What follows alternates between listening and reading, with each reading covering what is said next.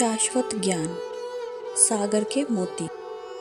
व्यवहार बिगड़ा है, परमार्थ नहीं, इसलिए व्यवहार सुधार की आवश्यकता है। कोई भी कर्म करते समय हम किस भाव उद्देश्य से कर्म कर रहे हैं, यह जानना जरूरी है। प्राय साधक की नज़र क्रिया पर जाती है, भाव पर बहुत कम। भाव पर दृष्टि रखने से उन्नति जल्दी होती है।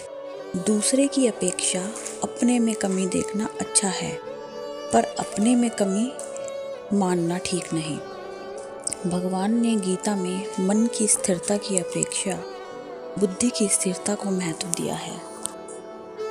बुद्धि ठीक होने पर मन भी ठीक हो जाएगा। बुद्धि में एक परमात्मा प्राप्ति का यह निश्चय होना बुद्धि की स्थिरता है। जब तक भोग और संग्रह की आसक्ति है, तब तक बुद्धि स्थिर नहीं हो सकती।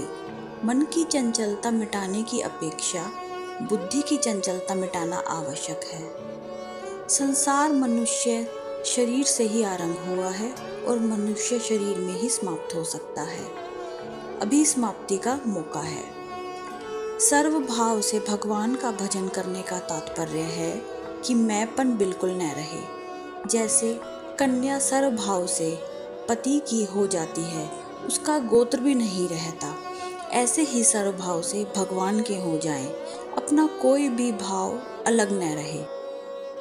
धन के द्वारा दूसरों का उपकार कभी नहीं हुआ, हो सकता भी नहीं। जिसके भीतर धन की आसक्ति है, वह उपकार नहीं कर सकता, वह परमात्मा की तरफ भी कभी नहीं लग सकता। उपकार उदारता से होता है, धन से नहीं। कल्याण उदारता से होता है। रुपयों का महत्व नहीं है, प्रत्युत रुपयों के खर्च का महत्व है।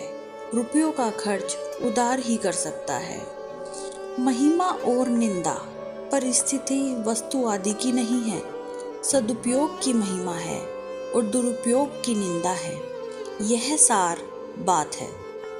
जब तक हृदय में भोग और संग्रह का महत्व बैठा है, तब तक परमात्मा की प्राप्ति नहीं हो सकती।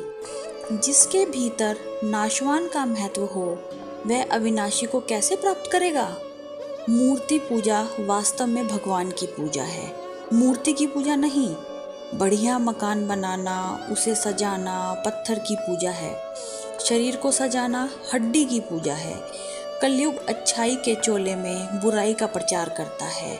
अच्छाई के चोले में बुराई बहुत भयंकर होती है, उससे बचना बड़ा कठिन होता है। मनुष्य के दो खास काम हैं, देखे हुए संसार की सेवा करना और सुने हुए भगवान को याद करना। आपने आज तक जो निश्चय किया है कि ईश्वर ऐसा है, उसे याद करते रहो, नाम जप करते रहो, तो असली भगवान की प्राप्ति हो जाएगी। दूसरे के द्वारा निश्चय किए गए रूप का, उसकी मान्यता का खंडन मत करो। किसी की निंदा करोगे तो वह भगवान की निंदा होगी। जीव और ईश्वर परस्पर सखा है। द्वा सुपर्णा संयुज सखाया। प्रत्येक मनुष्य भगवान का सखा है। भगवान कहते हैं, सखा सोच त्यागहु बल मोरे, सब विधि घटब काज मैं तोरे।